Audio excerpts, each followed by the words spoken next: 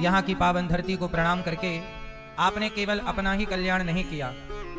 जब आप गंगा नहाते हैं, जब आप तीर्थ यात्रा करते हैं, तो आपके इस कार्य से आपके पितर, आपके पूर्वज भी बहुत प्रसन्न होते हैं कि आज हमारे वंश का, हमारे कुल का कोई बालक, कोई पुरुष, कोई स्त्री वृंदावन गए, कथा सुन रहे हैं। आपके पुण्य से आपके पितर भी तृप्त होते हैं। और जब आप कोई पाप करते हैं, गलती करते हैं, तो आपके उस पाप से आपके पितर भी रुष्ट हो जाते हैं। इसलिए आपने वृंदावन धाम आकर केवल अपने ऊपर नहीं, अपने पितरों पर भी बड़ा उपकार किया है। हमारे परीक्षित बनकर के श्रीमान कृष्ण कुमार खन्ना जी कहाँ हैं? श्री कृष्ण कुमार खन्ना जी, श्रीमती ममता देवी खन्ना जी, आप कथा में परीक्षित बन के कथा का रसपान कर रहे हैं और अपने जीवन को कृतार्थ कर रहे हैं। आप बड़े भाग्य से आपने ये धाम पाया है और ये कथा भगवान ने आपको कृपा करके प्रदान की है। आपकी बेटी लता और जमाई जी नीतीश शर्मा जी, साथी मीनाक्षी और जय कुमार शर्मा जी, विवान थवन जया शर्मा जी और स्वर्गीय श्री अशोक कुमार खन्ना जी, पन्ना लाल चंद्र रानी जी की पुण्य स्मृति में, चंद्र रानी जी की पुण्य स्मृति में वीरेंद्र नगर दिल्ली से हैं। आप कथा का आयोजन करा रहे हैं। एक बार तालियां बजा के श्री कृष्ण कुमार खन्ना जी और ममता देवी खन्ना जी का स्वागत वंदन अभिनंदन करें। साथी परीक्षित बन के हमारे श्रीमान छन्नू लाल महोबिया जी और धर्मपत्नी आपकी श्रीमती जानी महोबिया जी कथा की इस पावन गंगा में आप डुबकी लगा रहे हैं और अपना लोक परलोक 21 पीढ़ी को आप सार्थक कर रहे हैं भागवत से। आपके पुत्र गोलू महोबिया जी, रानू महोबिया जी और पिंटू महोबिया जी, प्रिया महोबिया जी, सुधा कंबोली जी, श्री रमेश कंबोली जी, झरना महोबिया जी, श्री संतोष महोबिया जी, गोल्डी महोबिया जी, अजय महोबिया जी, श्वेता महोबिया जी और राज महोबिया जी, प्रियंका महोबिया जी, राजनंदगांव छत्तीसगढ़ से आए पूरे परिवार के लिए तालियां, स्वागत वंदन सबका। पावन सी कथा हम सब सुन रहे हैं। आज यहाँ भागवत जी के पोथी पाठ भी बैठे हैं। आप अपने पितरों के लिए जो भागवत जी के पाठ करा रहे हैं, आप सभी पाठ कराने वाले, पोथी पाठ कराने वाले परिवारों का भी बहुत बहुत स्वागत वंदन अभिनंदन, जिन्होंने भागवत जी के पोथी पाठ कराए। अब यहाँ से भागवत जी के अगले पोथी पाठ 26 सितंबर से 2 अक्टूबर तक रहेंगे और 4 अक्टूबर से 10 अक्टूबर तक पोथी पाठ रहेंगे पितृपक्ष में। 26 सितंबर से 2 अक्टूबर तक अब अगला पोथी पाठ होगा। पितृपक्ष में आप अपने पितरों के निमित्त भागवत जी के पोथी पाठ करा सकते हैं। प्रिय भक्तों, अब शांति से सुन लेते हैं सब लोग, शांत चित्त से बैठ जाइए सब लोग। राधे राधे मैया, ए भैया, कथा में ऐसे नहीं खड़े होते कहीं भी, शांति से बैठ जाइए और आपको पूरा ध्यान लगा के कथा सुननी है। बार बार मैं कथा का नियम बता दूं आपको, बार बार कथा में उठना नहीं, बार बार बैठना नहीं। बच्चे शोर करें तो बच्चों को शांत रखिएगा, कहीं भी बार बार उठ के मत आइए, बार बार उठ के मत जाइए। बैठ गए हैं तो शांति से कथा 2 ढाई 3 घंटे मन लगाकर सुन लो, फिर कथा के बाद उठना है। व्यर्थ की बातें नहीं, मोबाइल नहीं चलाना, प्रेम से कथा सुनना है। ये आपके भले के लिए है। बाकी टाइम तो आप करते हैं अपने हिसाब से कार्य। 3 घंटे भगवान के चिंतन में लगिए।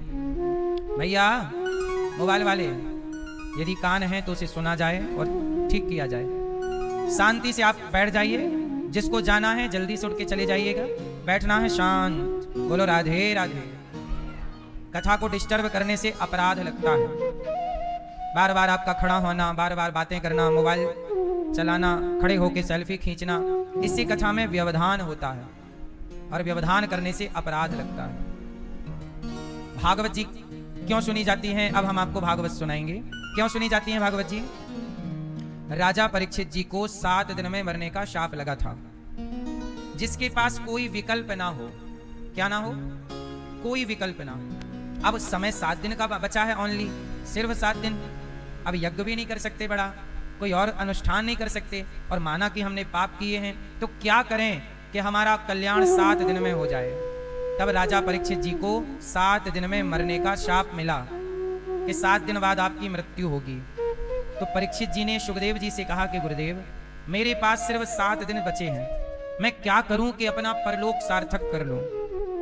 तब सुखदेव जी ने कहा कि परीक्षित जी चिंता ना करिए, जिसके पास सिर्फ 7 दिन हैं, यदि आप 7 दिन भी समय निकालकर भागवत सुनते हैं तो भागवत जी 7 दिनों में 7 जन्म सुधार देती हैं। इसलिए हम आपसे कहते हैं, जब आ ही गए हो तो शांति से सुन लो।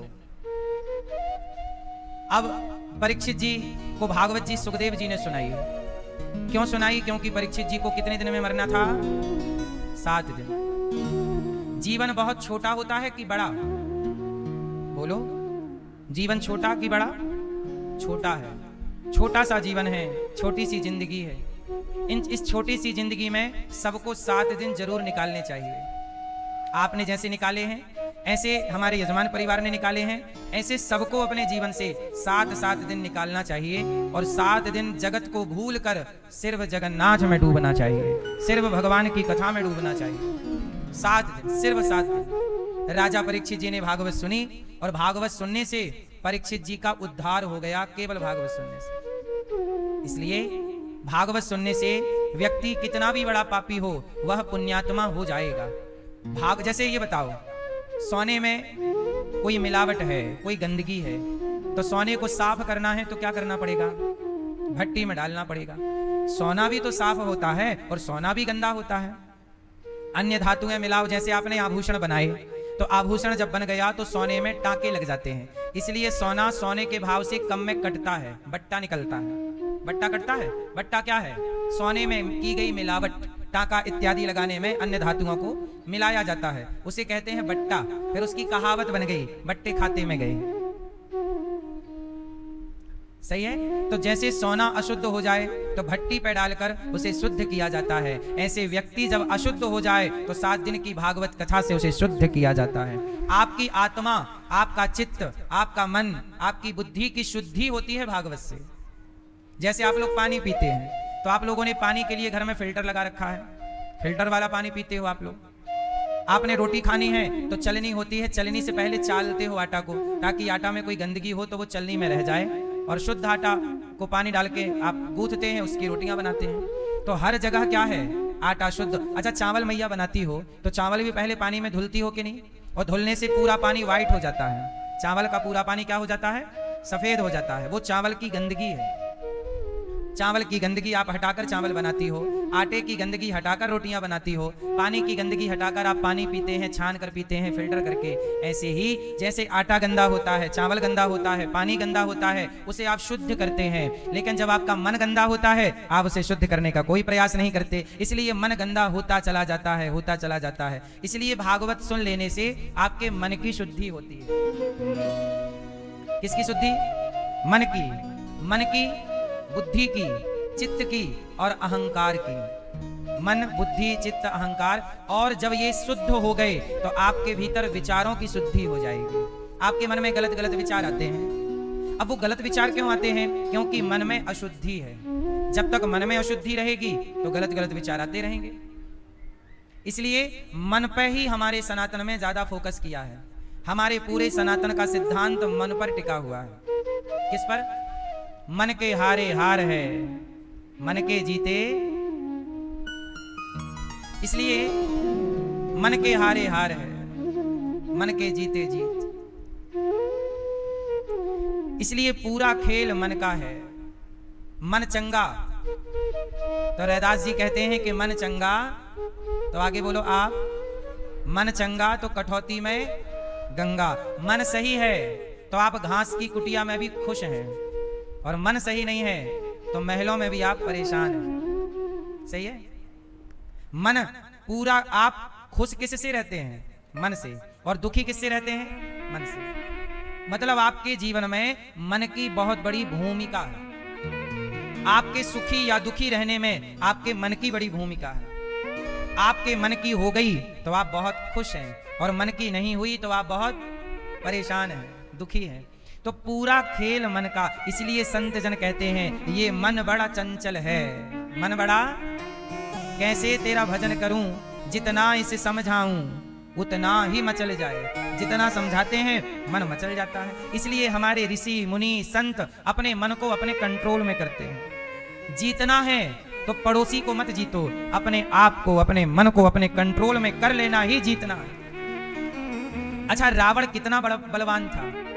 रावण ने देवताओं को जीत लिया, रावण ने दिक्पालों को जीत लिया, रावण ने पाताल के राजा को जीत लिया, रावण ने नागलोक को जीत लिया, स्वर्ग लोक को जीत लिया। लेकिन रावण जानते हो किससे हार गया? अपने मन से। रावण किससे हारा? किससे हारा? अपने मन से। क्यों? रावण का मन रावण के कंट्रोल में नहीं है। राम से तो बाद में हारा, पहले किससे हारा? अपने मन से। कैसा मन? रावण का मन सीता की ओर चला गया। जब आपका मन पराई स्त्री की ओर चला जाए, समझ लेना कि आपका मन आपके वश में। राम और रावण में अंतर सिर्फ इतना है कि राम का मन राम के कंट्रोल में है। राम के पास राम का मन सुरक्षित है, कंट्रोल में है। राम जब चाहे अपने मन को जिस ओर चाहे वहां लगा सकते हैं। राम का मन राम के वश में है, जबकि रावण का मन रावण के वश में। रावण का मन वश में नहीं, और वश में नहीं तो रावण का मन गया सीता की ओर। सबसे पहले कौन गया? रावण की बहन शूर्पणखा ने यही तो बताया कि सीता बहुत सुंदर है। वो सुंदर है तो तुरंत रावण का मन सुंदरता की ओर गया। पहले मन गया, फिर रावण गया। कहीं भी पहले आपका मन जाता है, फिर आप जाते हैं। बोलो हाँ। आपके बगल से कोई सुंदर स्त्री गुजर गई, आपके बगल से कोई सुंदर पुरुष गुजर गया, आपने एक बार देखा, और देखने के बाद जब वो चली गई या चला गया, तो जब आप पलटकर देखते हैं तो वो आप नहीं देखते। वो आपका मन आपको पलटाता है कि यार रूप सुंदर था, एक बार देख तो सही। वो आप नहीं पलटे थे, वो पलटाने वाला कौन था? वही है आपका मन, जो बार बार आपको उस ओर ले जाता है, उस ओर ले जाता है।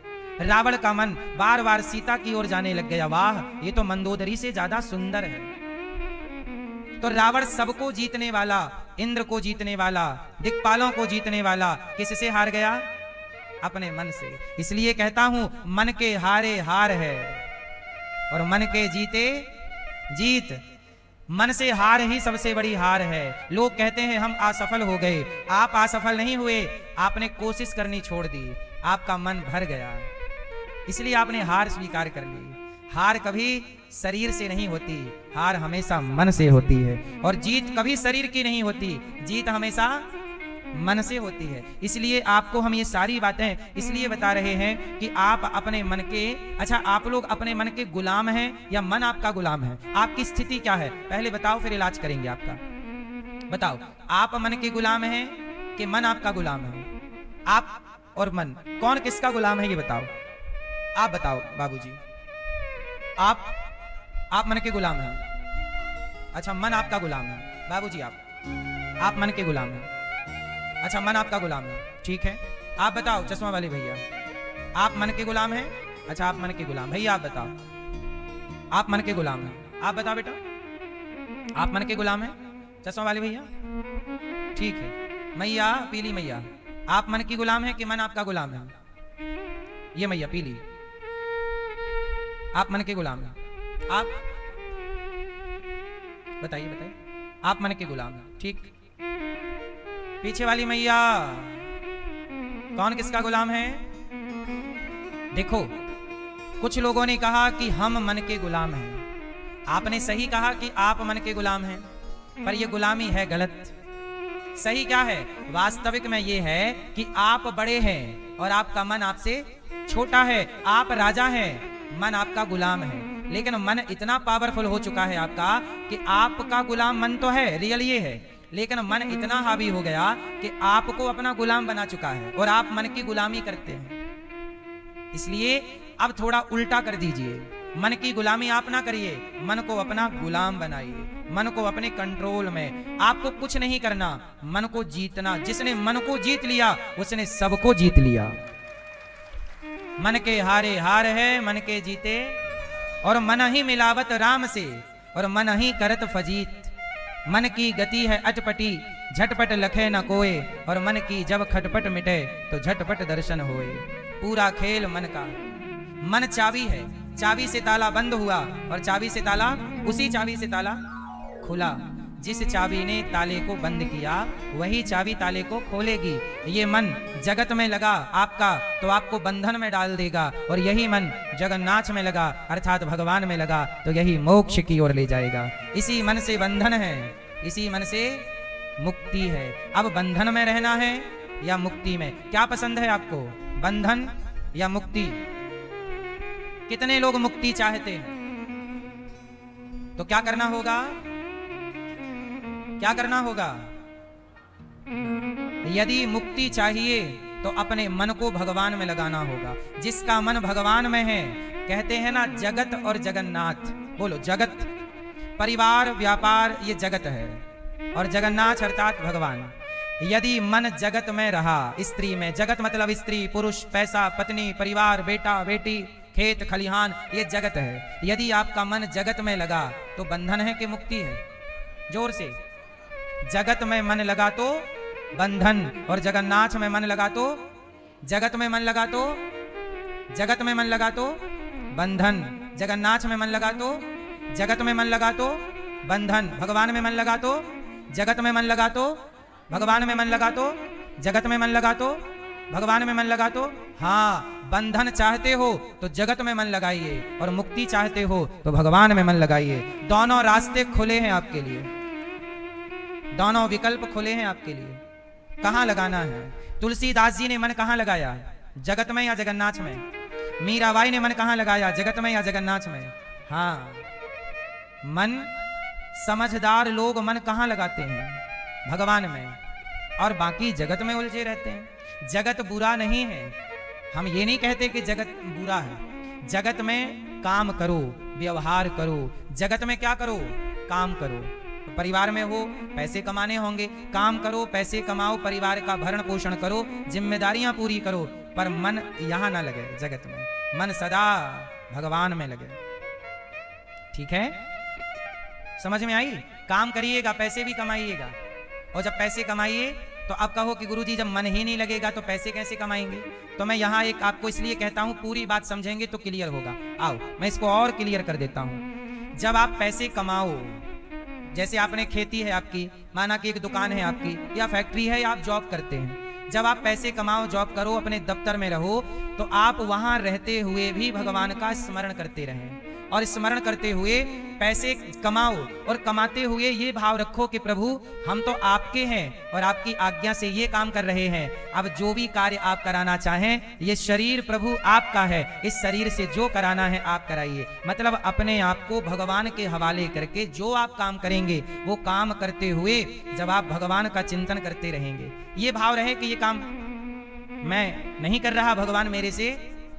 अब जैसे उदाहरण से समझते हैं इस काम को, जैसे सत्यनारायण भगवान की कथा आपने सुनी होगी, सुनी कि नहीं? आप में से कितने लोगों ने सत्यनारायण भगवान की कथा सुनी है? इस कथा में एक छोटा सा वाक्य आता है, वो मैं आपको केवल ध्यान उसकी ओर आकर्षित करूंगा, फिर आपको क्लियर समझ में आ जाएगा। सुनो, सत्यनारायण भगवान की कथा में एक छोटी सी कथा है कि एक पंडित जी सत्यनारायण भगवान की कथा करवा रहे थे, तो एक लकड़हारा लकड़ी का गट्ठा सिर पे रख के जंगल से लकड़ी शहर की ओर ले जा रहा था बेचने। तो रास्ते में पंडित जी का घर मिल गया, दो लकड़हारा रुका, पंडित जी से कहा कि आपके घर में आज भीड़ भाड़ ज्यादा है, क्या हो रहा है? तो पंडित जी ने कहा कि आज मेरे घर में सत्यनारायण भगवान की कथा हुई है, ये पंजीरी का प्रसाद तुम भी लो, पंचामृत लो और पियो, खाओ पियो और पानी और पियो। लकड़हारा बोला, पंडित जी ये सत्यनारायण भगवान की कथा जो आपने करवाई है, क्या ये कथा मैं भी करवा सकता हूँ? पंडित जी बोले, और क्यों नहीं करवा सकते, आप भी करवा सकते हैं। अच्छा, तो लकड़हारा लकड़ी का गट्ठा सिर पे रखा और आज इस भाव से चला। अब जो मैं समझाने वाला हूं वो ये लाइन है, आज लकड़ी का जो लकड़हारा था, लकड़ी का गट्ठा सिर पे रखकर इस भाव से चला कि आज लकड़ी बेचने से जो भी पैसा मिलेगा उससे मैं सत्यनारायण भगवान की कथा सुनूंगा। तो जब वो बाजार में गया तो कथा में लिखा है कि आज उसे लकड़ियों के दुगने दाम प्राप्त हुए। आज उसे लकड़ी के कितने दाम मिले? रोज 5 रुपए कमाता था, आज 10 रुपए कमाया। क्यों कमाया? अब इसका उत्तर आप लोग दो। क्योंकि उसका भाव बदल गया। क्या बदल गया? क्या भाव बदला? अभी तक लकड़ी बेचता था अपने परिवार के लिए कि जो पैसा मिलेगा मैं परिवार की सेवा करूंगा, लेकिन अब किसके लिए? कि मैं भगवान की सेवा करूंगा। तो जब आपका काम ईश्वर से जुड़ जाता है तो वह कार्य ही भक्ति हो जाती है, और वह कार्य को भगवान कई गुना बढ़ा देते हैं। इसलिए पैसे आप कमाओ तो क्यों कमा रहे हो?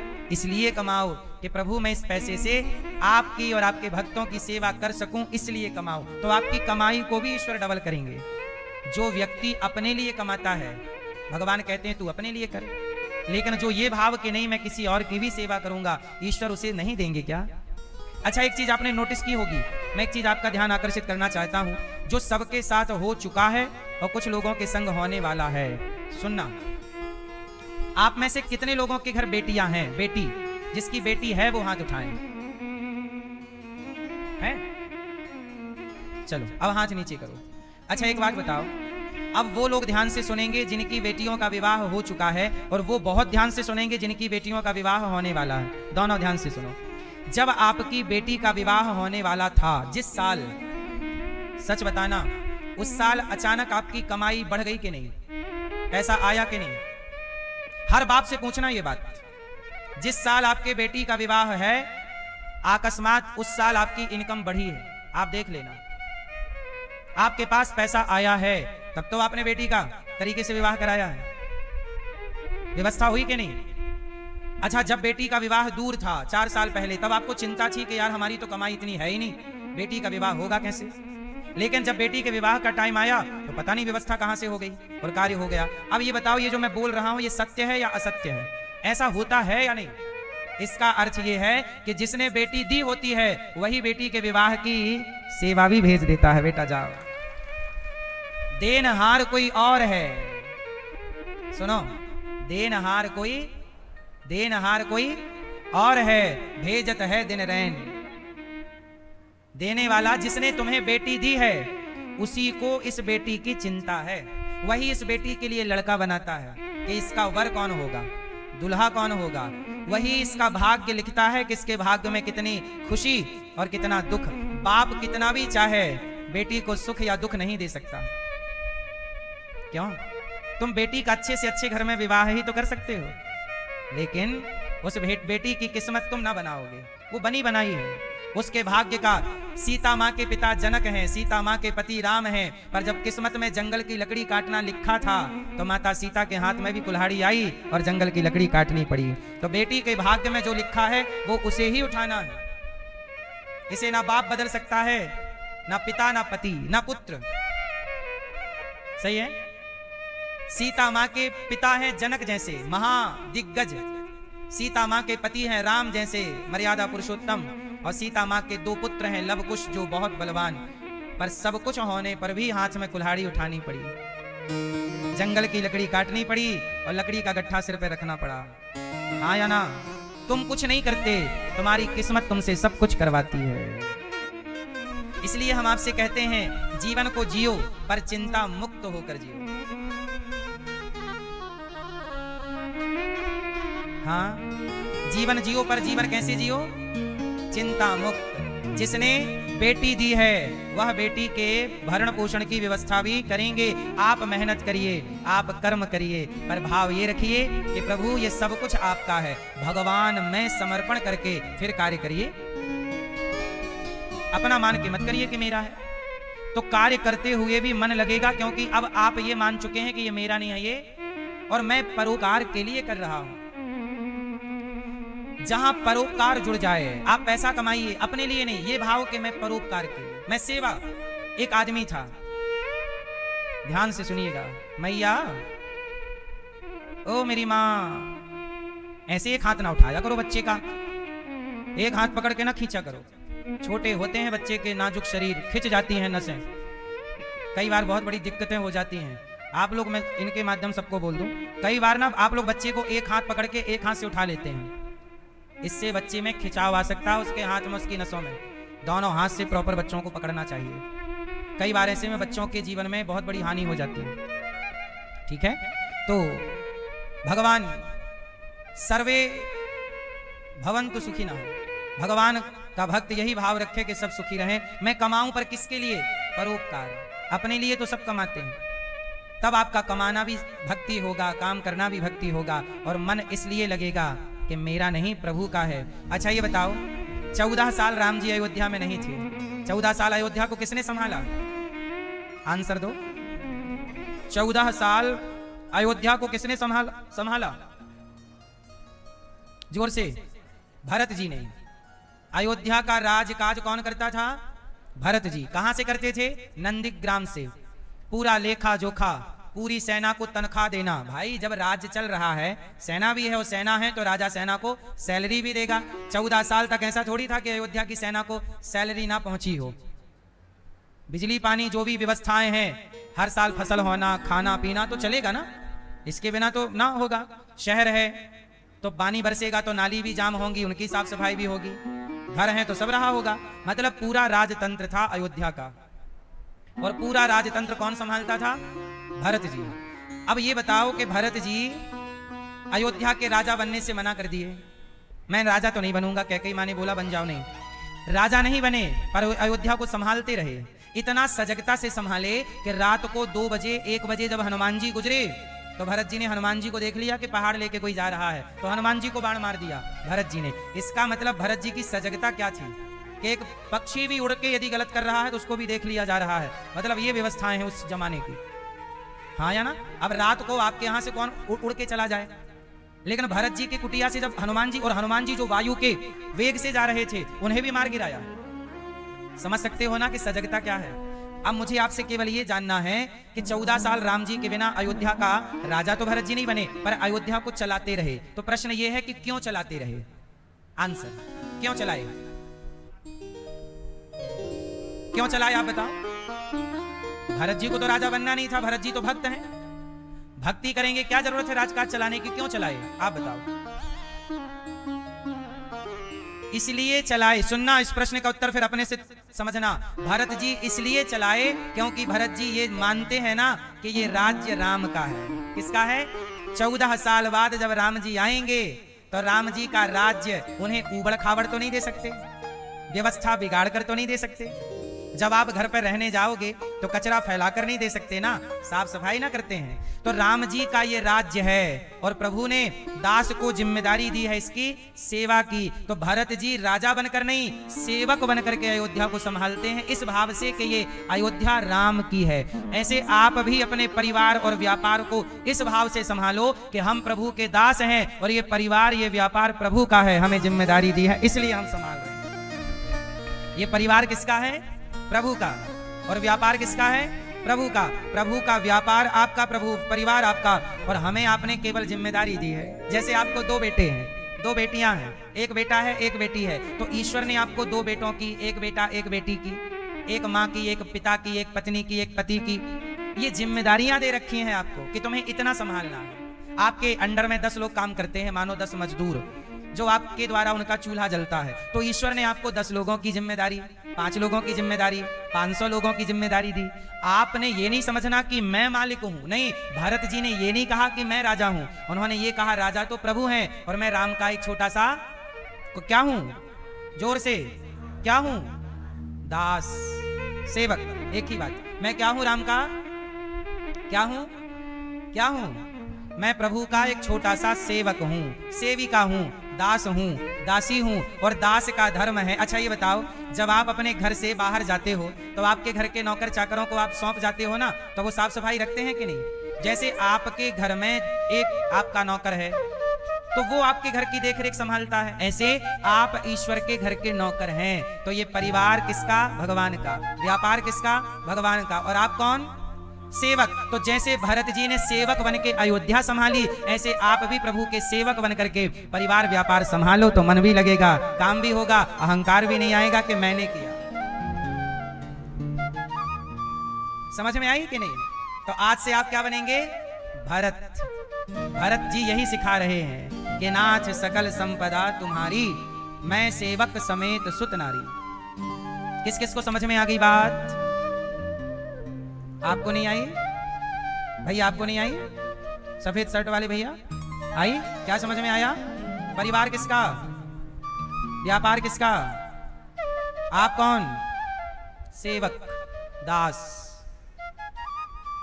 अपने को सदा, इसलिए भक्त लोग कहते हैं हाँ हमें दास बना लो अपना राम, हमें दास बना लो अपना राम, हमें दास बना लो अपना राम, हमें दास बना लो, हमें दास बना लो अपना राम। तो हमें दास बना लो, हमें दास बना लो अपना राम। हमें और किसी का दास बनने की जरूरत नहीं है।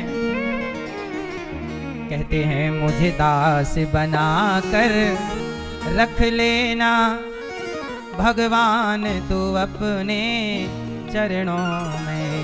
मुझे दास बना कर रख लेना भगवान तू अपने चरणों में। हे नाथ मुझे दास बना कर रख लेना, मुझे दास बना कर रख लेना, मुझे दास बना कर रख लेना, मुझे दास बना कर रख लेना, मुझे दास बना कर रख लेना भगवान तू अपने चरणों में। मुझे दास बना कर रख लेना भगवान तू अपने चरणों में। मैं भला बुरा हूँ तेरा हूँ, मैं भला बुरा हूँ तेरा हूँ, मैं माना कि बुरा हूँ, मैं भला बुरा हूँ तेरा हूँ, मैं भला बुरा हूँ तेरा हूँ, तेरे द्वार पे डाला डेरा हूँ, तेरे द्वार पे डाला डेरा हूँ। मुझे चाकर जान के रख लेना, मुझे नौकर रख लेना, मुझे नौकर जान के। मालिक ना बनो, क्या बनो? मैं प्रभु का नौकर हूँ। जो प्रभु का नौकर बन जाएगा वही सब कुछ कर पाएगा। मुझे चाकर जान के रख लेना भगवान तू अपने चरणों में। मुझे दास बना कर रख लेना भगवान तू अपने चरणों में। मुझे दास बना कर रख लेना भगवान तू अपने चरणों में। मुझे दास बना कर रख लेना भगवान तू अपने चरणों में। भगवान तू अपने चरणों में, भगवान तू अपने चरणों में, भगवान तू अपने चरणों में, भगवान तू अपने चरणों में। मुझे दास बना कर रख लेना, मुझे दास बना कर रख लेना भगवान तू अपने चरणों में। मुझे दास बना कर रख लेना भगवान तू अपने चरणों में।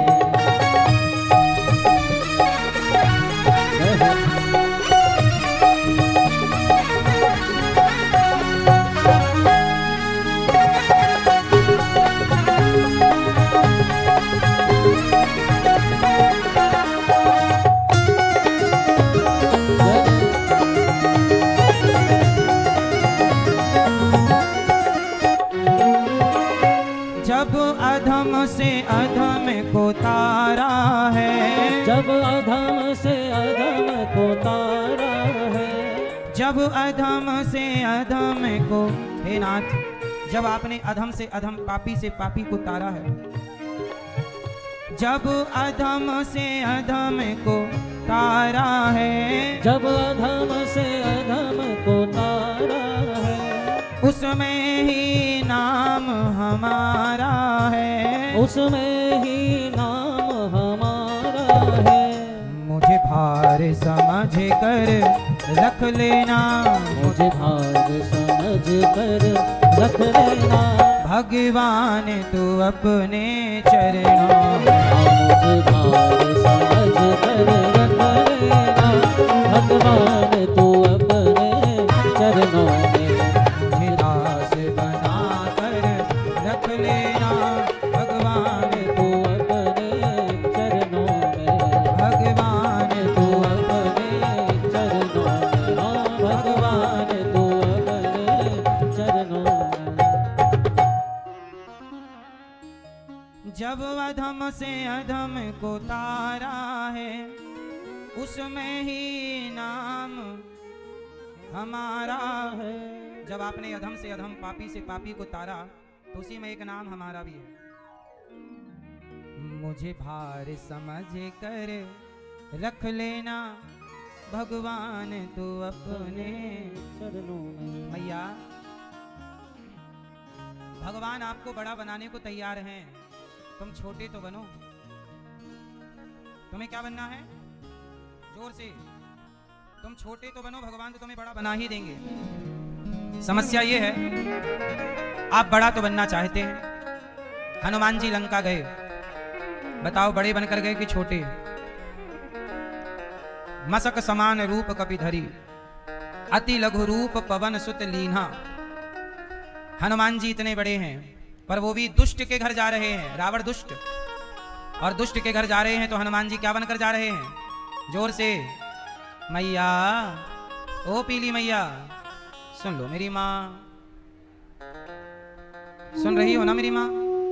ए मोबाइल वाले भैया, चलो बन गई हो वीडियो तो सुन लो। बताओ, हनुमान जी रावण के घर जा रहे हैं, पापी के घर, दुष्ट के घर, और क्या बनकर जा रहे हैं? और जब आप लोग जाते हो ना किसी के यहाँ तो बड़े बनकर के जाते हो। आप लोग अपने रिश्तेदारों में भी जाते हो तो बड़े बनकर जाते हो। हनुमान जी से तुम पूजा खूब करते हो, हनुमान जी की सीखते कुछ नहीं हो। हनुमान जी बड़े कब बने? जब वो छोटे बने। बड़ा कौन? जो छोटा बन जाए, जो नम्र हो जाए, सरल हो जाए, सहज हो जाए, वही ना बड़ा है। हनुमान जी की आपने पूजा तो बहुत की, पर हनुमान जी का मैसेज आप समझ नहीं पाए। हनुमान जी कहते हैं बेटा छोटे बनो, काम बड़े बड़े करो, पर कभी अहंकार मत आने दो। अपने को सदा क्या रखो, आप बड़े हैं मैं छोटा। मूर्ख आदमी से भी कहो कि मैं छोटा हूं, भाई तू ही बड़ा है। हनुमान जी इतने बड़े, भयं पर्वताकार शरीरा। जरूरत पड़ी तो हनुमान जी बड़े हो गए, और जरूरत पड़ी तो आप भी बड़े हों। हम ये नहीं कहते कि बड़े ना हो, पर जहां बड़े की जरूरत हो वहां बड़े हो जाओ, और जहां छोटे की जरूरत है, हाँ, जहां बूढ़े बनना हो बूढ़े बन जाओ, जहां बच्चा बनना है बच्चे बन जाओ, जहां ज्ञानी बनना है ज्ञानी बन जाओ। जहां देख लो कि यहाँ सब मूर्ख बैठे हैं, कोई ज्ञान की भाषा समझ नहीं रहा, तो मूर्खों के बीच में अब ज्ञान का करोगे क्या? सुन तो रहा नहीं कोई, तो वहां मूर्ख बन जाना सही। क्या करें, जैसा देश यही है। हनुमान जी लंका गए, वहां देखे कि बड़ा बनने से काम नहीं होगा, तो जैसा देश वैसा वेश। हनुमान जी को लगा छोटे बनने से काम होगा, छोटे बन गए। ये नीतियां हैं, आप लोग समझ नहीं पाए सनातन की नीतियों को। परीक्षित जी ने भागवत सुनी, उद्धार हुआ। एक धुंधकारी एक पंडित जी थे, नाम था आत्मदेव। क्या नाम था? आत्मदेव नाम के एक पंडित जी रहते थे। उनकी पत्नी का नाम था धुंधली। पति बहुत सज्जन थे आत्मदेव जी, पूजा पाठ करते, धुंधली भी पूजा पाठ करती, दोनों अच्छे थे। पर धुंधली थोड़ी मनमानी थी, जो करना है मैं वही करूंगी बस। एक दिन क्या हुआ, देखो किसी के घर में आग कौन लगाता है? पति पत्नी खुश हैं, धुंधली और आत्मदेव जी क्या हैं? खुश, हैप्पी। तब तक एक पड़ोसी आ गए। आत्मदेव जी राम राम। हाँ, क्या चल रहा है? आत्मदेव जी बोले सब ठीक है, भगवान का नाम जप रहे हैं। अरे तो बोले तुम इतना नाम जपते हो, इतनी पूजा करते हो, इतनी भक्ति करते हो, तुम्हारे कोई बेटा तो है नहीं? देखना, लोग यही कहते हैं कि आप तो इतनी पूजा करते हैं, आप तो इतना पाठ करते हैं, फिर भी आपके जीवन में ये समस्या है। लोग ऐसे अटैक करते हैं। ये कौन है? ये आपके भक्ति के सबसे बड़े दुश्मन हैं। और एक पक्ष यदि हम देखें तो ये देख सकते हैं कि ये आपके भक्ति की परीक्षा ले रहे हैं। अब आपको क्या करना होगा? कई बार आप लोगों का मन उठ जाता है कि यार हमने इतनी पूजा की, इतनी भक्ति की, पर देखो हमारे संग ऐसा हो गया, तो आपकी श्रद्धा समाप्त हो जाती है। आप कई बार नास्तिक हो जाते हैं। कई लोग कहते हैं अब हम भगवान की पूजा नहीं करेंगे। पूजा की तो सही, क्या मिला? कई लोग नास्तिक हो जाते हैं, बोले अब पूजा नहीं करेंगे। आत्मदेव जी बैठे थे, पड़ोसी आ गए, सुनो क्या कर रहे हो? आत्मदेव जी बोले माला जप रहे, श्रीमन नारायण श्री। अच्छा, तुम इतनी माला जपते हो, इतने पूजा पाठ करते हो, तुमने इतने यज्ञ अनुष्ठान कर लिए, पर तुम्हारे कोई बेटा तो है नहीं, ना तो बेटी ना तो बेटा, तो तुम्हारी पूजा वूजा सब ऐसे ही।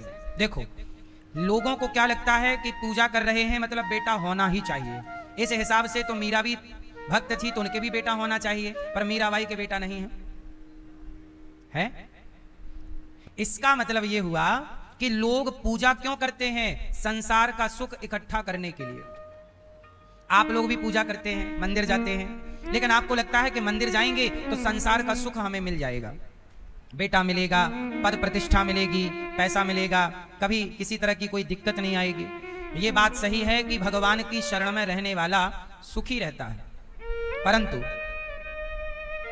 ये बात सही है कि ईश्वर के आश्रित जो है, अब देखो ना, पांचों पांडव भगवान के आश्रित थे, रक्षा हुई कि नहीं? विभीषण राम के आश्रित थे, रक्षा हुई कि नहीं? सुग्रीव राम के आश्रित थे, बाली से रक्षा हुई कि नहीं? बाली को मारकर सुग्रीव को सिंहासन दिलाया कि नहीं? रावण को मारकर विभीषण को लंका का राजा। तो जो आश्रित है उसे तो मिलेगा, परंतु भगवान ये भी तो देखते हैं कि यार तुम हमारी पूजा केवल स्वार्थ से करते हो। बेटा मिल गया तो खुश, नहीं मिला तो कट्टी, पैसा मिल गया तो खुश, नहीं मिला तो कट्टी। आप लोग कई बार भगवान को धमकी देते रहते हैं, हे भगवान हमारा ये काम हो जाए, नहीं हुआ तो फिर अब मंदिर नहीं जाएंगे, अब तुम्हारी पूजा नहीं गई। ये तो एक प्रकार की क्या हो गई? धमकी हो गई। और लोग भगवान को क्या कहते हैं? हमारा काम हो जाएगा तो 11 किलो लड्डू चढ़ाएंगे। तो ईश्वर को आप खरीदना भी चाहते हैं लड्डू से, ना होने पर धमकी भी देते हैं। तो एक बात बताएं, भगवान हमारे और आपके नौकर नहीं है। भक्त क्या होता है पहले ये समझ लो। भक्त कभी ये नहीं कहता कि मुझे ये दे दो, भक्त ये कहता है प्रभु मैं आपका हूं, अब जो आपको देना है नहीं देना मर्जी आपकी, हम तो आपके हैं। जिंदगी की डोर सौंप हाथ दीनानाथ के, महलों में रखो चाहे झोपड़ी में वास्ते। हम नहीं कहेंगे कि हमें महल दो, कि हमें झोपड़ी दो, जो मर्जी प्रभु आपकी वैसे रखो। ये भक्त का लक्षण है। लेकिन कई बार आप भक्तों में भी भक्त कम सौदागर ज्यादा है भगवान से। ये अब देखो, आत्मदेव जी के बेटा नहीं था, पड़ोसी ने कहा कि तुम्हारे बेटा नहीं। आत्मदेव जी ने कहा भैया मेरे भाग्य में नहीं है तो कोई बात नहीं, मैं खुश हूं। देखो आत्मदेव जी खुश हैं, पर पड़ोसी दुनिया के लोग खुश रहने नहीं देना चाहते। लोग बोले अच्छा आपके बच्चा नहीं है इसलिए आपके घर की गाय भी बांझ है और आपके घर में तुलसी का पेड़ भी बार बार सूख जाता है। आत्मदेव जी को बार बार एक ही बात पर टॉर्चर कर रहे हैं, बेटा नहीं है, बेटा नहीं है, बेटा। जब बार बार आप टॉर्चर करेंगे तो सामने वाला प्रभावित होगा कि नहीं? एक बार तो कोई भी इग्नोर कर देगा, 2 बार कोई भी इग्नोर कर देगा, 3 बार भी कर देगा, पर बार बार बेटा नहीं है, बेटा नहीं है, बेटा। यही ईश्वर की परीक्षा है, हर टॉर्चर पर भी आप पॉजिटिव रहें। आत्मदेव जी ने सोचा कि भाई समाज तो जीने नहीं देगा, आज भी किसी महिला के बेटा ना हो, किसी के पुत्र ना हो तो आज भी समाज टॉर्चर करता है, तेरे बेटा नहीं है, तेरे बेटा नहीं है, तेरी बेटी नहीं है, तेरा ये नहीं है। अरे नहीं है तो आपको क्यों कहना है? क्या जरूरत है कहने की? भाई किसी के हिस्से में है, किसी के हिस्से में नहीं है, ईश्वर का अपना न्याय है। मीराबाई को बेटा नहीं था, विवेकानंद जी को बेटा नहीं था, तुलसीदास जी को बेटा नहीं था, तो क्या इनके बेटा नहीं था तो क्या इन लोगों का कल्याण नहीं हुआ, कि इनका उद्धार नहीं हुआ, कि इनके नाम में कोई कमी रह गई है? बेटा हो जाए अच्छा है, पर ना होए तो भी परेशान होने की जरूरत नहीं। हम इस शरीर को बेटा पाने के लिए मानव तन नहीं मिला, भगवान को प्राप्त करने के लिए मानव जीवन मिला है। भगवान का चिंतन करते हुए अपना जीवन जीना चाहिए, अच्छा काम करते हुए जीवन जीना चाहिए। और बेटा नहीं हुआ तो मैं आपको एक उपाय बताता हूं, सुन लो। जब आपके बेटा ना हो, बेटी ना हो, तो ऐसा किया करो कि किसी विद्यालय स्कूल में जो गरीब बच्चे हों, 4, 6, 10 जो आपकी शक्ति हो, आप 10-15 बच्चों को गोद ले लो और अपनी तरफ से पढ़ाओ लिखाओ। उन बच्चों को अपना बच्चे की तरह मानो। आप सामर्थ्यवान हैं तो एक विद्यालय बना लो, स्कूल, वहां बच्चों को पढ़ाओ, गरीब बच्चों को। वहां पढ़ लिख कर बच्चे योग्य बनेंगे, वो आपके बच्चे हैं ये मान लो। केवल जन्म देने से बच्चा नहीं होता। क्यों? एक बार क्या हुआ कि एक जंगल में भीलों ने, मतलब ठीक ठाक लोग थे वो, उन लोगों ने एक पिता के 3 बेटे थे। जरा ध्यान से सुनिएगा। अब देखो पिता कौन होता है मैं ये बता रहा हूं आपको, मां कौन होती है ये बता रहा हूं आपको। केवल जन्म दे देने से मां नहीं हो जाती, केवल किसी बच्चे के पिता हो जाने से आप पिता नहीं हो जाते। सुनो, एक पिता के 3 बेटे थे, तो बड़ा बेटा तो बाप को पसंद था, छोटा बेटा मां को पसंद था, पर जो मझला था बीच का, वो ना बाप को अच्छा लगे ना मां को। अच्छा, बीच वाले की हालत आज भी लगभग ऐसी ही है। युग बदला है, व्यवस्थाएं नहीं। तो जो बीच का बच्चा था उसे कोई लाड़ ना करे, कोई प्यार ना करे, उसे जब देखो माँ भी मारे बाप भी मारे। एक दिन क्या हुआ कि कुछ लोगों ने कहा कि सुनो, क्या ये बच्चा आप हमें दे सकते हैं, हमें नर बलि चढ़ानी है। अपने देवता को क्या चढ़ानी है? नर बलि। तो आप अपना ये बेटा हमें दे सकते हैं? तो बाप को लगा यार बेटा तो है किसी मतलब का नहीं, पैसे और मिल जाएंगे। कितने का? तो बोले हम 100 गाय दे देंगे आपको, 100 गाय ले लो और ये अपना बेटा हमें दे दो, तो हम अपने देवता की बलि चढ़ाएंगे।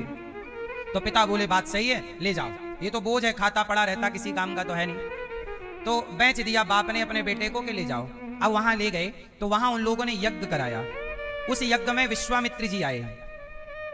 अब विश्वामित्र जी आए तो उन लोगों ने उस बच्चे को बलि चढ़ाने के लिए जैसे ही आगे किया तो वह बालक दौड़ करके विश्वामित्र जी की गोद में जाकर बैठ गया। डर लगा ना, किसी की भी बलि आप चढ़ाओगे, बकरा बोल नहीं पाता, बस आदमी बोल पाता। वो दौड़ के गया और विश्वामित्र जी की गोद में, गुरुजी मैं आपका हूं, मुझे बचाइए। अच्छा, उसमें उस लड़के की बलि चढ़ाने के लिए कोई तैयार नहीं हुआ। बोले ये ब्राह्मण का बालक है, और किसी को डर लगा कि भाई हम ब्राह्मण की और नर बलि की हत्या नहीं करेंगे।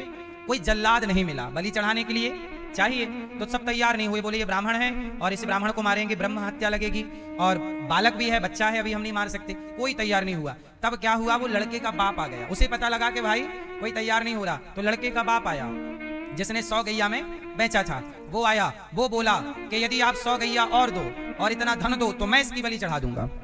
मतलब एक बाप 100 गाय पहला ले चुका बेचने का, अब मारने का 100 और ले रहा है कि 100 दे दो, 100 गैया और कुछ पैसे दे देना। उन लोगों ने कहा ठीक है, वो जंगल के लोग थे, जंगली, ठीक है ले लो चलो। अब उन्होंने कहा कि ठीक है ले लो, सब दे दिया। अब बाप तैयार हुआ बेटे की बलि चढ़ाने के लिए, और जैसे ही तैयार हुआ तो वो बालक फिर दौड़ा और विश्वामित्र जी की गोद में आया। और जब विश्वामित्र जी की गोद में आया तो विश्वामित्र जी ने उस बालक को एक मंत्र दिया कि तुम इस मंत्र को जपो, तो जिस देवता को प्रसन्न करने ये लोग तुम्हारी बलि देना चाहते हैं वो देवता आकर और कहेंगे कि ये परंपरा गलत है, बलि चढ़ाने की परंपरा। अब विश्वामित्र जी ने मंत्र दिया तो वो देवता प्रसन्न हो गए। वो देवता थे वरुण देवता। वरुण देवता आए, वरुण देवता प्रसन्न हो गए, बोले कि आपका नाम लेके ये लोग बलि चढ़ा रहे हैं। वरुण देवता बोले ना, हम देवता हैं, हमें कोई बलि नहीं चाहिए, हमारे लिए एक नारियल तोड़ दो यही बहुत है, हमें किसी नर की बलि, तुम अपने गलत फहमियों के चक्कर में नर की पशु की बलि चढ़ाते रहते हो और हम देवी देवताओं का नाम लेते रहते हो, कोई नर बलि नहीं चाहिए। अब जब नर बलि नहीं चाहिए तो जो देवता आए उन्होंने कहा कि किसकी बलि चढ़ाना चाहते थे। बोले ये है, इसका नाम है शोनाहसीब, तो इसकी बलि चढ़ानी है। तब उन्होंने वरुण देवता ने उस बालक से कहा कि बेटा तुम रक्षा है तुम्हारी, कोई तुम्हें नहीं मारेगा, जाओ हम तुम्हें खूब सारा धन धान्य देते हैं, जाओ। अब जैसे ही बेटे को धन धान्य मिला तो बाप को लगा यार बेटा तो धनवान हो गया, देवता का आशीर्वाद मिल गया। तो अब आ गया बाप, अरे बेटा चलो घर, अब हमारी बुद्धि सुधर गई, अब हम तुम्हें नहीं मारेंगे, अब तुम हमारे अच्छे बच्चे हो। तब उस बच्चे ने मना कर दिया, नहीं आप मेरे पिता नहीं हैं। कौन पिता है? बोले विश्वामित्र जी की गोद में मैं गया और इन्होंने मेरी रक्षा की। अब उस लड़के के पिता ने विश्वामित्र जी पर केस कर दिया, बोले आपने मेरे बेटे को गलत तरीके से ले लिया। अब वहां पे दरबार लगा सब देवताओं को, अब ये निर्णय लेना था। अब लड़के का बाप बोला ये बेटा मेरा है, विश्वामित्र जी बोले ये बच्चा मेरा है। अब विश्वामित्र जी बोले ये बच्चा मेरा है, वो बाप बोला ये बच्चा मेरा है। अब वहां तमाम देवताओं को बुलाया गया, कहा कि निर्णय करो कि ये बच्चा किसका है, आप लोग बताओ किसका है वो बच्चा, जोर से। हाँ, अब देवता आए। अब देवता जब आए तो अब निर्णय हुआ कि भाई ये बालक है किसका। तो सब देवताओं ने एक सुर में कहा कि मारने वाले से बचाने वाला बड़ा है, इसके अपने पिता ने इसे मारना चाहा और जिसने इसकी रक्षा की वही इसका सही पिता है। तो आज से इसके पिता कौन? विश्वामित्र जी। तो विश्वामित्र जी के वो मुंह बोला बेटा बाद में बड़ा नाम पाया, तो विश्वामित्र जी के ये पुत्र हैं। तो हमने ये कथा क्यों सुनाई? शास्त्रों में ये सब कथाएं इसलिए हैं ताकि आपको बताया जा सके कि बेटा केवल वो नहीं जिसको आपने अपने रक्त से सींचा है। बेटा कौन? अरे यहां जितने बच्चे बैठे हैं ये सब किसके बच्चे? अच्छा ये बताओ, ये छोटी सी बच्ची बैठी है, सच बताओ क्या ये अपनी बच्ची नहीं है? क्या ये मेरी बेटी नहीं है? क्या ये आपकी बेटी नहीं है? बोलो। यहाँ छोटा सा बच्चा सो रहा है, क्या वो बच्चा मेरा नहीं है? क्या वो बच्चा आपका नहीं है? ये क्यों समझते हो कि ये मेरा है, ये मेरा नहीं? मानो तो मैं गंगा माँ हूं, ना मानो तो बहता पानी, मान लो तो सब अपने हैं, ना मानो तो फिर कौन किसका है। तो आप ये मत कहा करो कि मेरे बेटा नहीं है, मेरी बेटी नहीं है। बेटा बेटी के लिए रोने से बेहतर है, ईश्वर ने योग्य बनाया है, किसी भी बेटे की आप सेवा कर लो। कोई गरीब है, जरूरतमंद है, उसे पढ़ा लिखा दो, वो आपका ही है। कई बार तो अपने जन्म दिए बच्चे भी रोटी नहीं देते। और दूसरे, आज गौरी गोपाल आश्रम में हमारी एक माँ 15 दिन से वेंटिलेटर में हैं। अच्छा बताओ मैया, एक बात बताओ, ब्रह्मा जी के बेटे हैं या नहीं? बोलो हाँ, जोर से, जोर से, हाँ। अच्छा, शंकर जी के बेटे हैं कि नहीं? गणेश जी और शंकर जी के बेटे हैं, ब्रह्मा जी के बेटे हैं। बताओ भगवान नारायण के बेटे हैं कि नहीं? बोलो। लक्ष्मी नारायण संग रहते हैं। बताओ लक्ष्मी नारायण के कोई संतान है? बोलो। जैसे शिव पार्वती के पुत्र हैं गणेश कार्तिकेय जी, ऐसा आप जानते हो कि लक्ष्मी नारायण के कोई बच्चे हैं? सुना आपने कभी? जोर से, जोर से। नहीं, क्यों नहीं? तो सुनो, भगवान नारायण से किसी ने कहा कि प्रभु आप सबको संतान देते हैं, आप सबको संसार का हर सुख देते हैं, लेकिन आपके अपने कोई पुत्र नहीं है, आपके अपने कोई संतान नहीं है। तब भगवान श्रीमन नारायण ने कहा कि भैया यदि मैं अपने बच्चे पैदा कर लूं तो मेरा अटैचमेंट उन बच्चों में रहेगा जो पैदा मेरे से होंगे, परंतु यदि मेरे बच्चे नहीं हैं तो ये जगत की प्रत्येक संतान को मैं अपनी संतान मानता हूं कि सब मेरे हैं। मुझे 2 में नहीं बंधना, 4 में नहीं बंधना, सब मेरे हैं। इसलिए सबकी माता लक्ष्मी और सबके पिता, इसलिए आप लोग गाते हो ना, त्वमेव माता च पिता त्वमेव। आप गाते हो मात पिता तुम मेरे, शरण गहूं मैं किसकी। तो भगवान देखो, जब भगवान राम बनकर आए तो उनके पुत्र हैं, भगवान कृष्ण बनकर आए तो उनके पुत्र हैं, पर भगवान विष्णु, भगवान श्री हरि श्रीमन नारायण के कोई संतान क्यों? क्योंकि आप, हम, चींटी, चीटा, कुत्ता, बिल्ली, पशु, पक्षी, जलचर, थलचर, नवचर, जो दृष्टि पे है सब प्रभु की ही संतान है। इसलिए भगवान के लिए कहा गया त्वमेव माता, आप सबके पिता हैं। तो आप लोग भी 2-4 बच्चों के जो मोह में बंधे रहते हो सारी जिंदगी, थोड़ा और किसी के बारे में सोच लो, थोड़ा और किसी के बारे में सोच लो। अपने ही बारे में ना सब सोचते हैं, अपने के स्वार्थ से ऊपर उठिए। और ये संसार अपना है।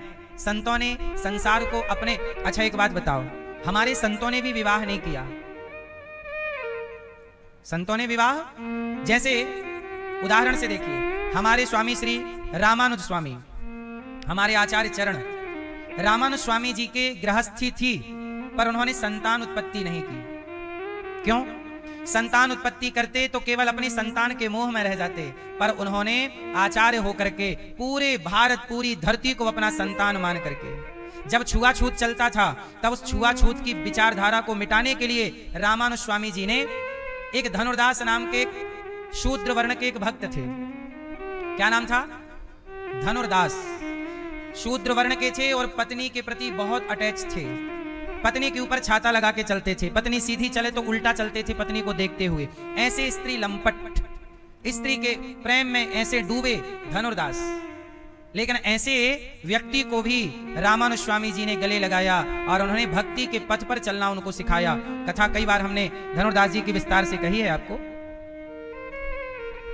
कहने का अर्थ ये हुआ कि हमारे ऋषियों ने ये मिटाया कि ये ब्राह्मण है, ये क्षत्रिय है, ये वैश्य है, शूद्र, चारों को गले लगाया है, सबको गले लगाया और गले लगाकर सबको अपना कहा।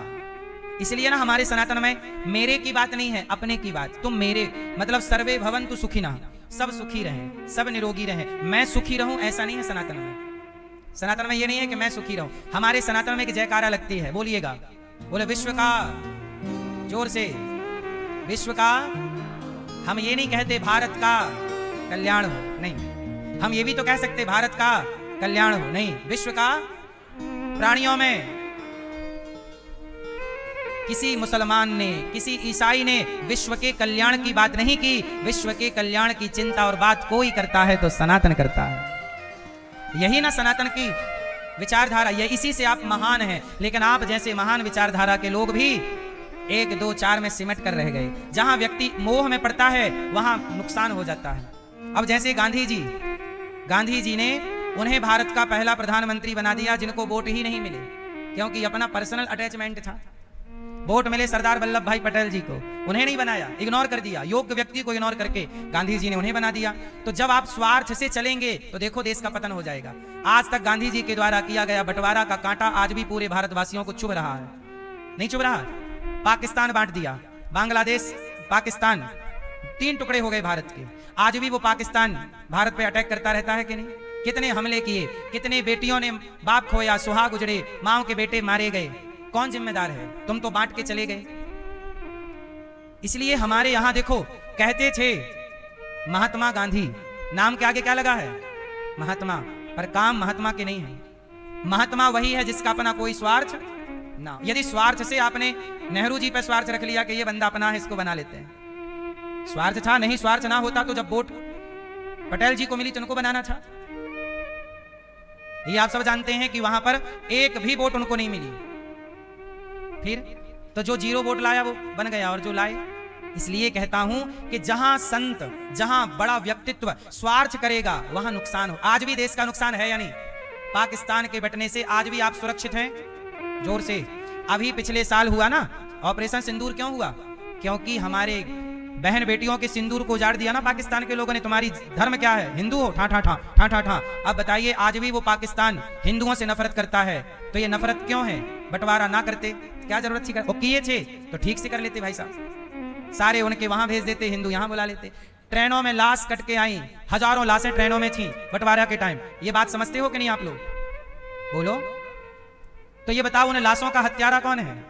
जिम्मेदार कौन है? बच्चे मारे गए, बेटियों का बलात्कार हुआ, क्या क्या नहीं हुआ? सोचिए, जो हिंदू पाकिस्तान में रह गए होंगे, जिनकी बाप दादों की जमीन जायदाद होगी, और जब सुना कि बंटवारा हो गया, हिंदुस्तान अलग पाकिस्तान अलग, सोचो वो बेटियों को लेके भागे होंगे, वो पिता अपनी बेटियों को, और वो बेटियां जहां मिली होंगी उन दुष्टों को तो बलात्कार ना किया होगा? 1-2 नहीं, हजारों बेटियों के साथ उस समय बलात्कार हुआ था। कितने लोग इस बात से सहमत हैं? हुआ था कि नहीं? जोर से बोलिए हाँ या ना।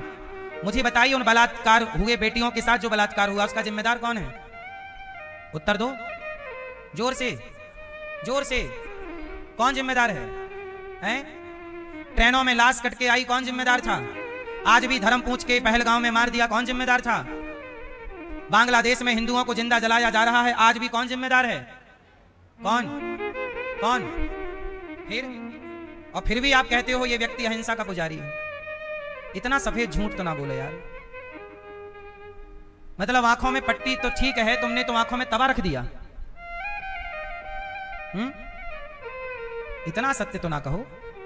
मैं आपको ये सारी बातें क्यों बता रहा हूं कि जहां व्यक्ति स्वार्थी होगा वहां राष्ट्र का, समाज का नाश करेगा। हाँ या ना? इसलिए कहता हूं कि हमारे भगवान ने इसलिए बच्चे नहीं पैदा किए कि इसके चक्कर में कहीं मैं अपने भक्तों का अहित, इसलिए हाथी भी बुलाता है तो हमारे प्रभु दौड़ कर पहुंच जाते हैं। राक्षसों का बेटा है प्रहलाद, प्रहलाद ने पुकारा तो खंबे से नरसिंह बन गए कि नहीं? बोलो हाँ। जबकि हिरण्यकश्यपु भगवान को गाली देता है, लेकिन गाली देने वाले के पुत्र ने पुकारा तो प्रभु दौड़ के आ गए। ये भगवान की उदारता है, ये भगवान की करुणा है। ये भगवान की क्या है? जोर से, ये भगवान की करुणा है। इसलिए कहता हूं कि आप भी अपने 2 बच्चों से, 4 बच्चों से ना बंधे रहा करो। और जिसके बच्चे नहीं हैं, आप ये मत कहा करो कि हमारे कोई बच्चा नहीं है। अरे पूरा भारत हमारा है। गुरु गोविंद सिंह जी के जब 2 बच्चे शहीद हो गए और मुगलों ने 2 बच्चे दीवार में चुनवा दिए, तब उनकी पत्नी अर्थात गुरु गोविंद सिंह जी की धर्म पत्नी रोने लग गई कि मेरे तो 2 बच्चों को जिंदा चुनवा दिया, दीवार में मार डाला, अब मैं बिना पुत्र के हो गई हूं। तब गुरु गोविंद सिंह जी ने मुस्कुराते हुए कहा, रही क्या कह रही है पगली, तेरे 2 पुत्र गए तो क्या हुआ, 4 पुत्र गए तो क्या हुआ, देख हजारों पुत्र खड़े हैं तलवार लेकर तेरे लिए, ये सब तेरे ही तो पुत्र हैं। ये भारत माँ का हर सपूत मेरा ही तो है। ये विचारधारा है संतों की। ये देश ऐसे नहीं आजाद हो गया मेरी माँ। कितनों ने बलिदान दिया है, कितनों ने सहा है, जिनके संग बीता है अब वो बताने के लिए है नहीं। जिनकी बेटियों का बलात्कार हुआ है अब वो बाप बचा नहीं ना बताने के लिए। जिनके अपनों के सामने ट्रेनों में लाश कट के आई वो बचे नहीं बताने के लिए। इसलिए तुम्हें लगता है कि बांट दिया तो बांट दिया। अरे इस बंटवारे में देश गुलाम था। गुलामी में जितना अत्याचार हिंदुओं में नहीं, अंग्रेजों ने नहीं किया। अंग्रेजों ने इतना अत्याचार नहीं किया इस देश में, मुगलों ने इतना अत्याचार नहीं किया जितना बंटवारे के समय 1 हफ्ते में अत्याचार हो गया हिंदुओं के ऊपर। बोलो हाँ। फिर अपनों ने लूटा है हमें। देश आजाद हुआ था तो आजादी का जश्न तो मना लेने देते। आजाद हुआ ही था कि बांट दिया। जरूरत थी बांटने की? अरे तुम्हारे बाप के खेत थोड़ी थे कि तुम बांट दो, ये देश सबका था, हैं?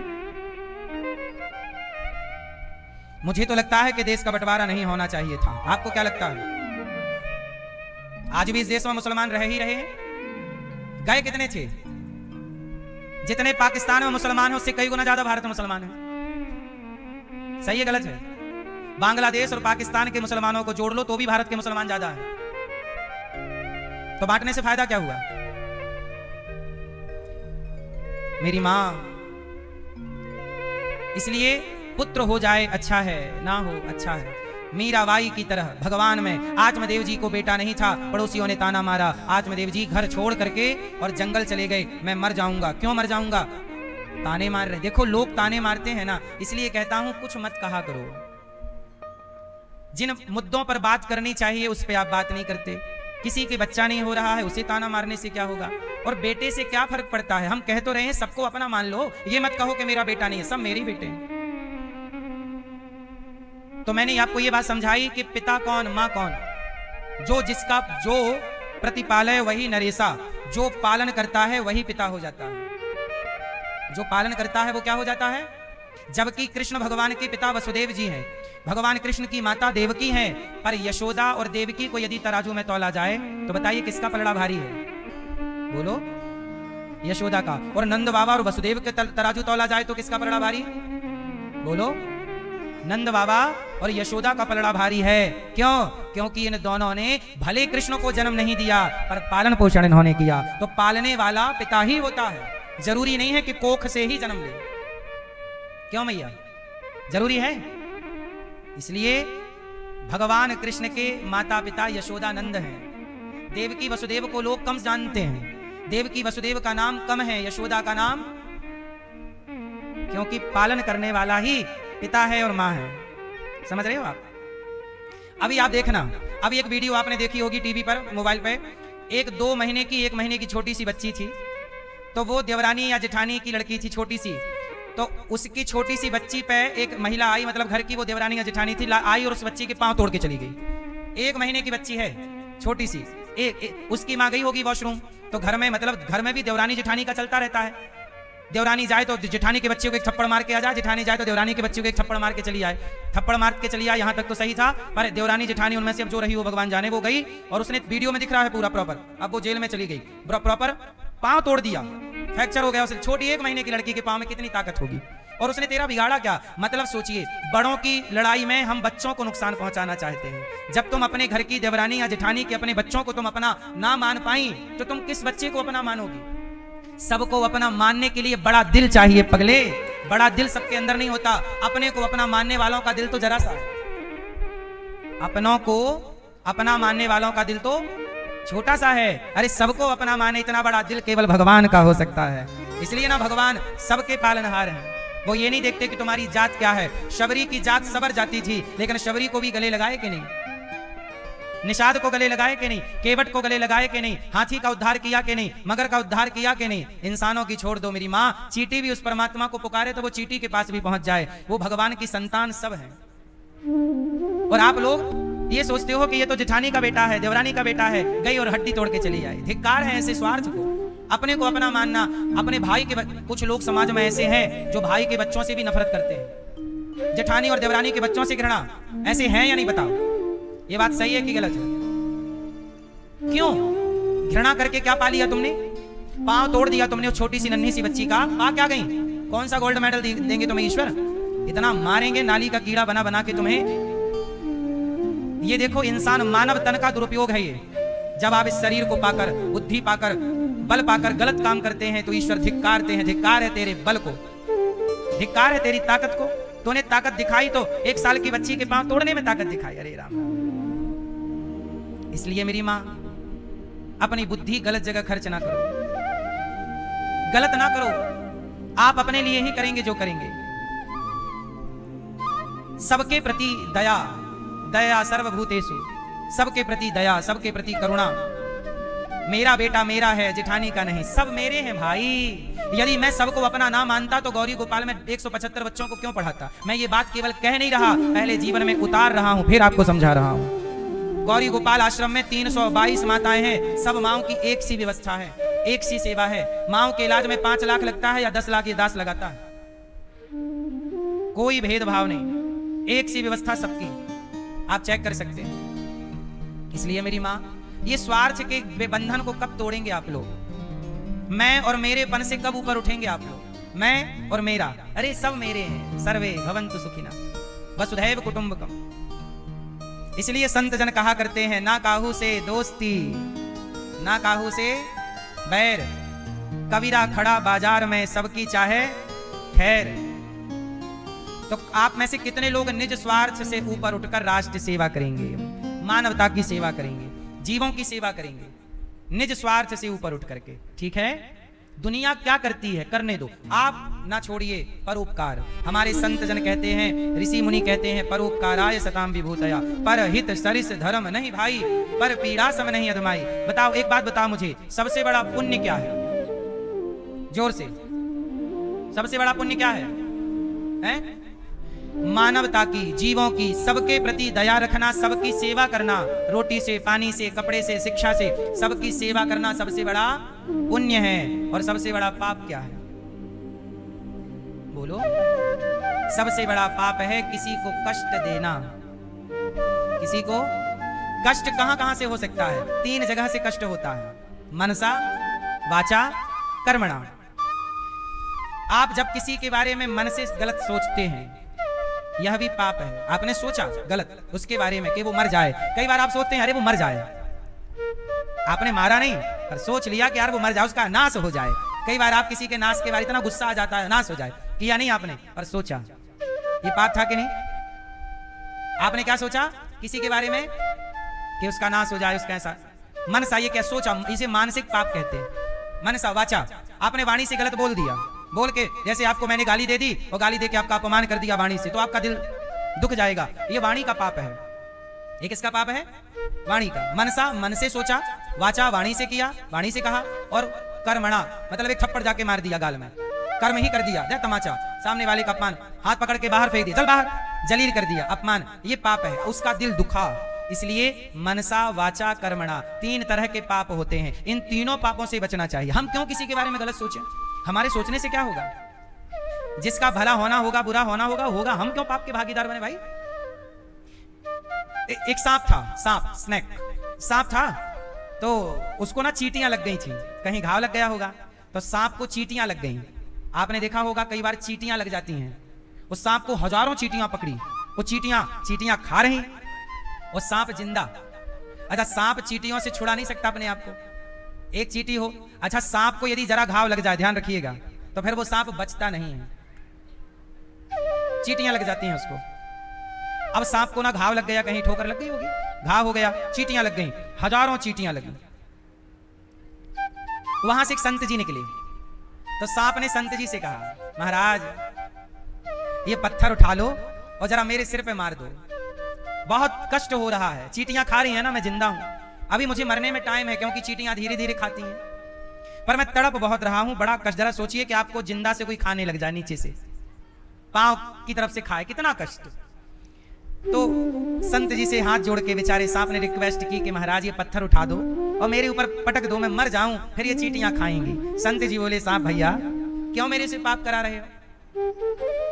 भाई मैं तुम्हें यदि मार दूंगा पत्थर से, तो पाप मेरे खाते पे आ जाएगा कि तुमने सांप को, मैं क्यों पापी बनूं? नहीं महाराज, तो फिर ये बताओ कि ये चींटियां हमें क्यों खा रही हैं, हमने क्या बिगाड़ा है? तब संत जी ने कहा कि तुमने बिगाड़ा है, ये चींटियां तुम्हें ऐसे ही नहीं खा रही हैं। तो कौन हो? मैं कौन हूं, क्यों खा रही हैं चींटियां? तब संत जी ने कहा कि पिछले जन्म में तुम नेता थे, नेता क्या थे? और तुम ऐसे ही जनता का खून चूसते थे, अब यही जनता तुम्हारा खून चूस के अपना हिसाब बराबर कर रही है, जैसे को। इसलिए मैं बीच में नहीं कूद सकता कि पत्थर मार दूं तुम्हारी खोपड़ी में, ये तो जैसी करनी, तुम्हारा हिसाब बाकी है, अभी तुम्हारा वो तब तक चूसेंगी खून जब तक उनका हिसाब क्लियर नहीं हो जाएगा। इसलिए इस संसार में कोई सुखी है तो अपने पुण्य से, और कोई दुखी है तो अपने पाप से। अब किसी के सुख और दुख में आप क्यों खुश रहे? आप क्यों कुछ कहे? ना निंदा करो ना चुगली, ना किसी को अच्छा कहो ना बुरा। जो आपके संग जैसा व्यवहार करे, अनुकूल व्यवहार आप करते चलिए और प्रभु का चिंतन करिए। यहां सब अपना अपना भोग रहे हैं।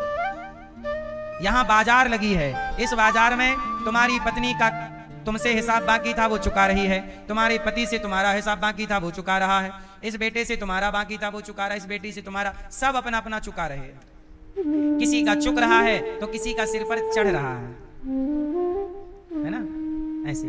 इसलिए ये कर्मों की भूमि है, इसे कर्म भूमि कहते हैं। ये धरती क्या है? कर्म भूमि। यहाँ व्यक्ति अपने कर्मों का फल भोगता है, अच्छा या बुरा। इसलिए आप किसी की मदद तो करिए, पर इससे ज्यादा कुछ ना करिए, इससे ज्यादा कुछ ना करिए। आप मदद सबकी कर सकते हैं, रोटी दो पानी दो सबकी, इससे ज्यादा आप केवल प्रभु का चिंतन करें, उलझ ना जाए। ये कर्म भूमि है इतना, ये क्या है? ये कर्म भूमि है इतना, अभिमान करने से किसका किसका बिगड़ा है? क्या क्या हम आपको कहें मेरी माँ। ये संसार में दशरथ जी का किया, दशरथ जी को मिला, पितामह भीष्म का किया, पितामह को मिला। इसलिए ज्यादा उलझने की जरूरत, हम यहाँ उलझने आए ही नहीं हैं। हम यहाँ क्या करने आए हैं? उलझने की सुलझने। जोर से मेरी माँ। हाँ, ये कर्म भूमि है इतना, अरमान कर इतना, तेरे जैसे हजारों दफन हो गए, दफन हो गए। हमारे और आपके जैसे कितने हजारों यहाँ पर दफन हो गए। ज्यादा अभिमान इस बात का ना हो कि मैं कुछ हूं, क्योंकि इस संसार में जो आया है वो चला गया है। पता नहीं लोग किस बात का घमंड लिए बैठ जाते हैं, किस बात का अहंकार लिए बैठ जाते हैं।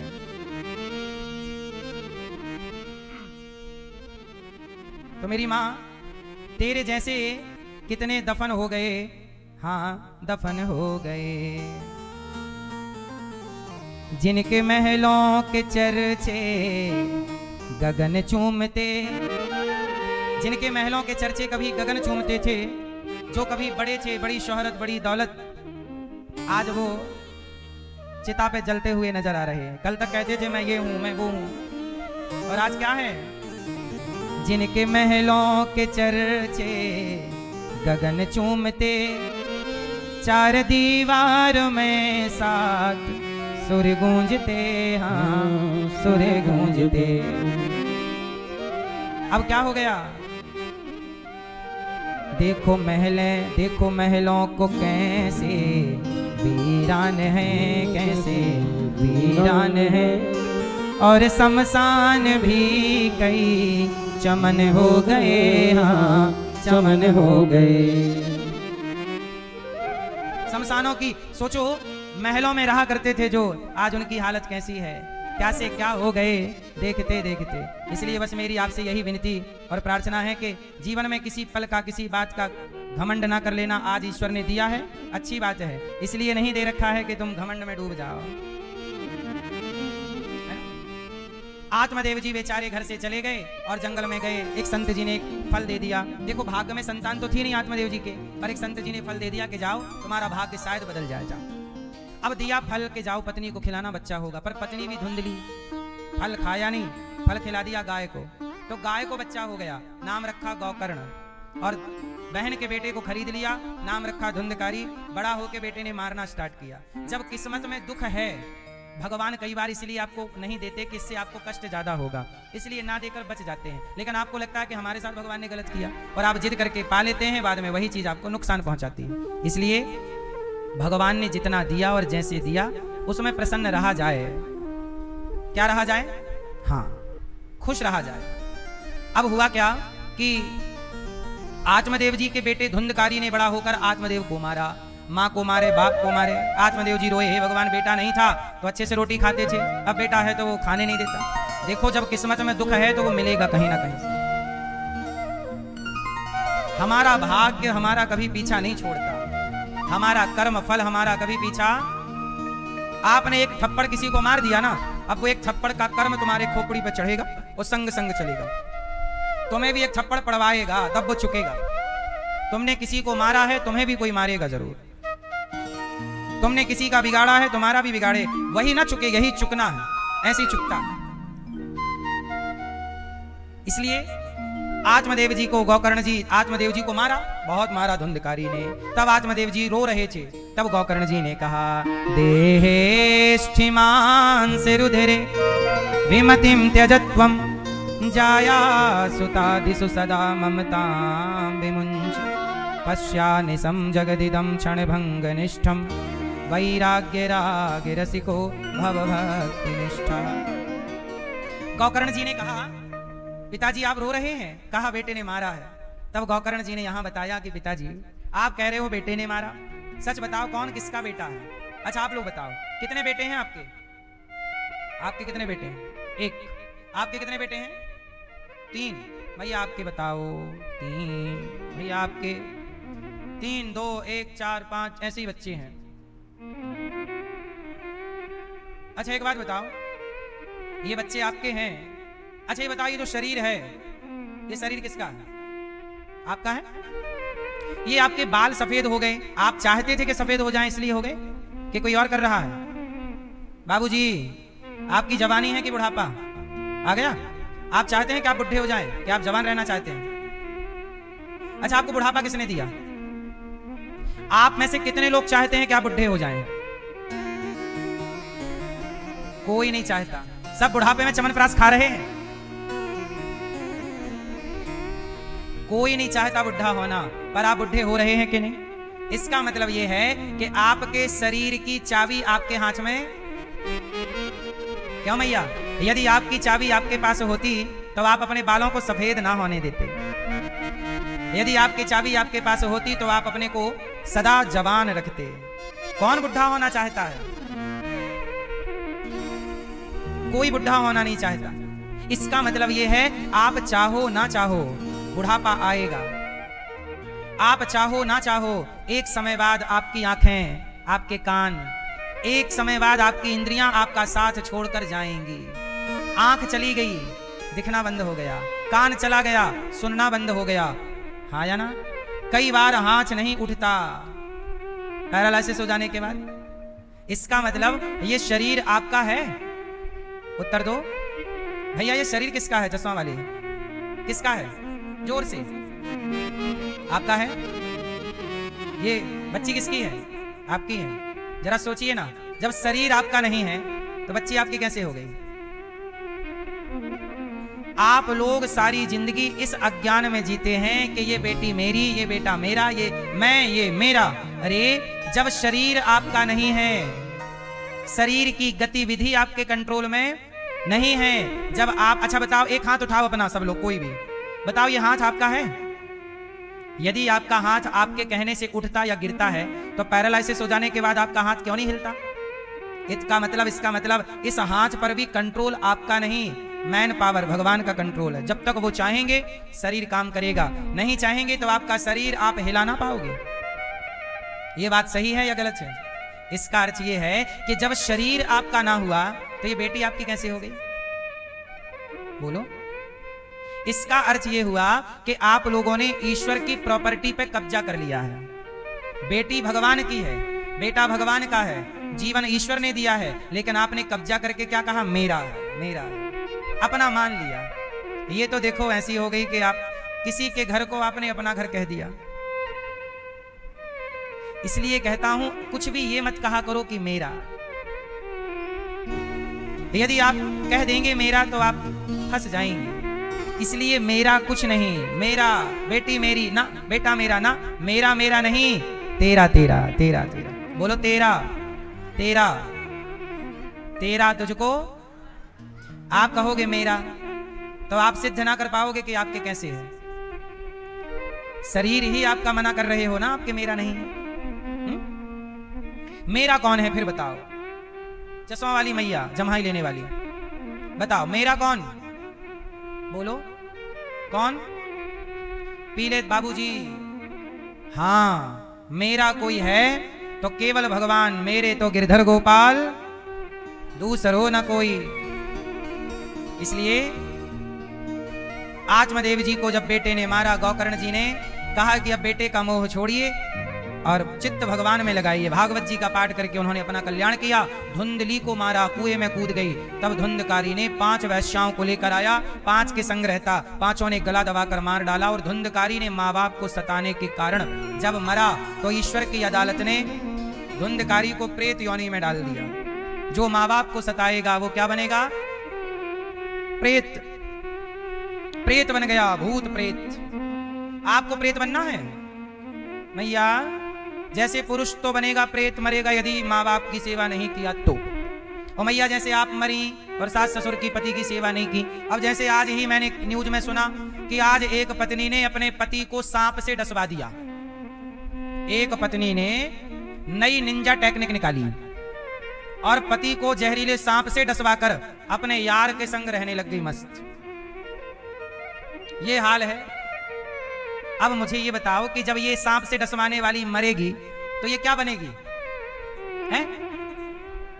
जैसे पुरुष माँ बाप को मार के सता के मरे तो पुरुष तो बनेगा भूत या प्रेत, और स्त्रियां पाप करें तो क्या बनेंगी? चुड़ैल। क्या बनेंगी? अब पति को सांप से डसवा दी बेचारे को, रात को खिलाई नींद की गोली और लाई सांप जहरीला, दैर सांप से। रास्ता क्लियर। अब यार के संग घूमेगी फिरेगी, नाचेगी गाएगी, मौज करेगी और क्या। 5 लाख का सांप लाई थी, ले सांप भी 5 लाख का लाई थी। तो ये है मेरी मां। तो धुंधकारी तो बनेगा प्रेत, और ये क्या बनेगी? तो मैया आप भी अपने सास ससुर की सेवा किया करो, पति की।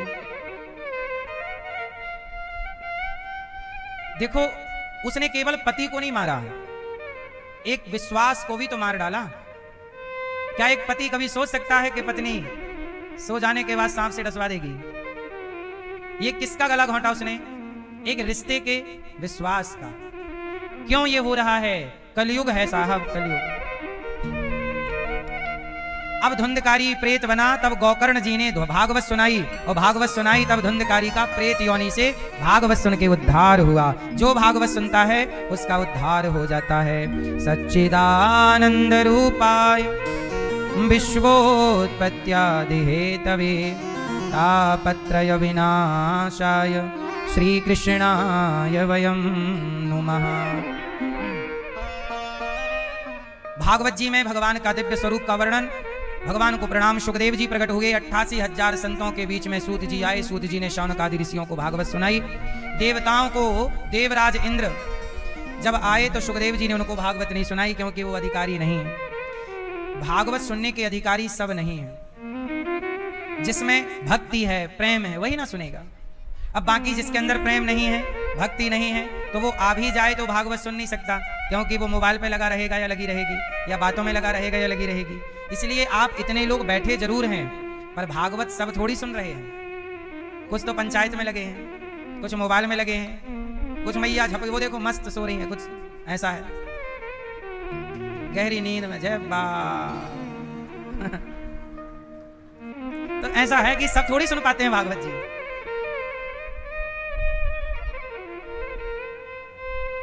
भागवत सुनने के, याद रखना, भागवत सुनेगा भी वही जैसे भगवान सुनवाना चाहें, वरना थोड़ी सबके बस की है। हाँ हाँ, पैदल चलकर द्वारिका जाना सबके बस की बात।